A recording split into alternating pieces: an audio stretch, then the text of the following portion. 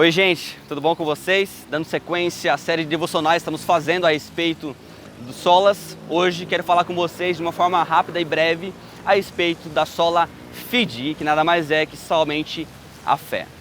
Mas antes de falar sobre ela, eu queria ler para vocês a explicação do que é a fé, né? Que está lá em Hebreus, no capítulo 11, no versículo 1, onde o autor de Hebreus diz o seguinte para nós: Ora, a fé é a certeza daquilo que esperamos e a prova das coisas que não vemos. Isso é fé. Então, mas o que aconteceu na reforma? O que aconteceu quando Jesus ele vem na primeira vinda à terra? Ele começa a pregar o evangelho, a igreja começa a crescer, os discípulos a pregar o evangelho, pessoas se convertem ao cristianismo. Mas o que aconteceu durante esse percurso da qual a igreja se desvincula, a igreja se perde?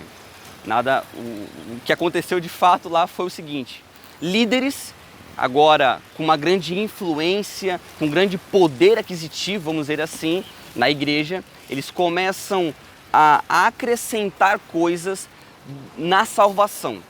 Antes, né, aquela obra que somente um único homem fez, uma única obra, foi suficiente para poder tirar o pecado do mundo, vamos dizer assim, né? O Cordeiro de Deus se tirou o pecado do mundo.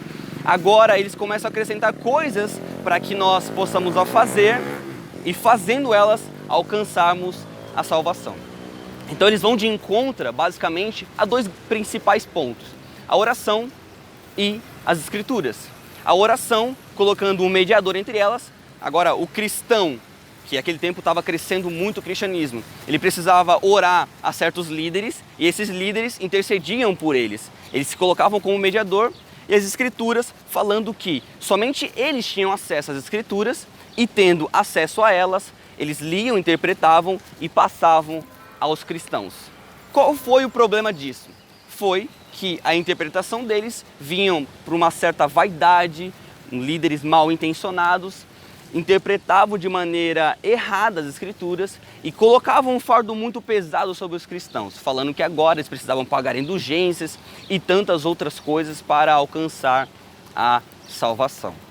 Então a igreja, nesses primeiros séculos, há mais de 2000 anos atrás, começa então a sofrer esse grande ataque.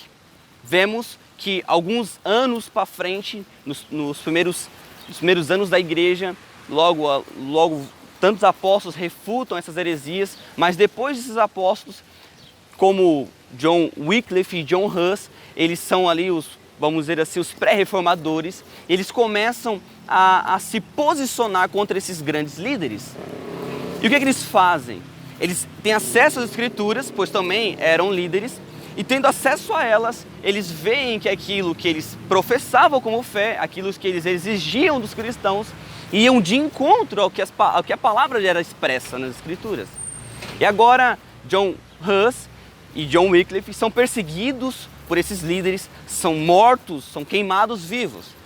E até na morte de John Huss, quando ele está sendo queimado vivo, né? Huss significa ganso, e aí ele diz aquela emblemática frase, né? Hoje vocês queimam um ganso, mas virá um cisne da qual vocês não conseguirão parar.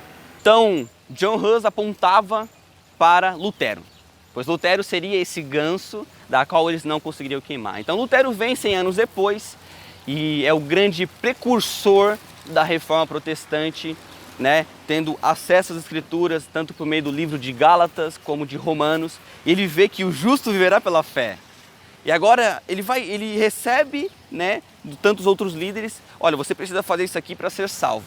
E aí começa a fazer tantas penitências contra ele mesmo, querendo alcançar de alguma forma, por mérito, de alguma forma humana, a salvação que só vem por meio da fé.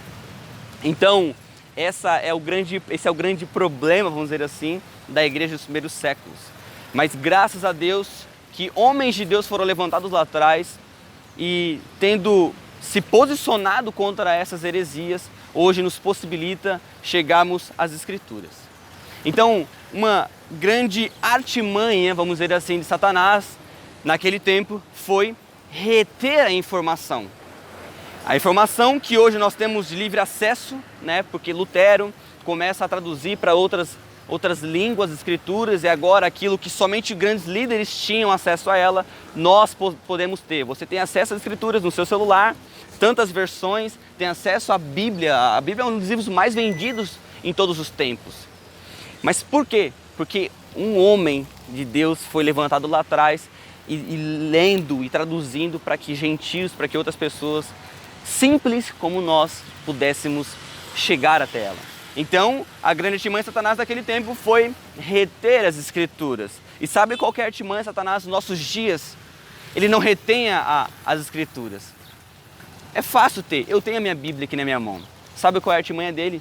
Ele sobrecarrega eu e você de várias informações. Antes, eram escassos de informação. Somente líderes tinham acesso a elas e, tendo acesso a elas, ditavam regras e coisas sobre os cristãos. Agora, você entra na internet e você tem milhares de informações. E tendo acesso a milhares de informações, você não sabe mais o que é certo e o que não é. Eu quero falar para você que aqui, nas Sagradas Escrituras, você tem aquilo que é correto. Você recorrendo a ela, você vê a maneira certa de se interpretar a palavra e a vontade de Deus. Eu queria continuar lendo Hebreus, porque Hebreus, esse capítulo 11, ele traz outras grandes verdades.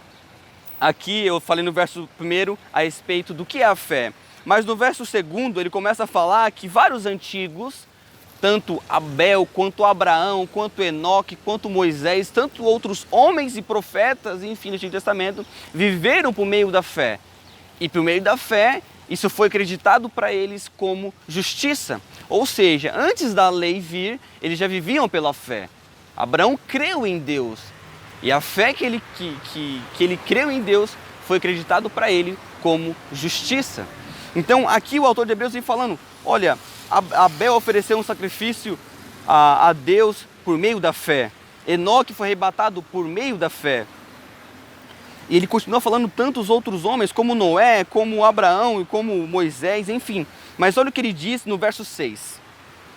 Sem fé é impossível agradar a Deus.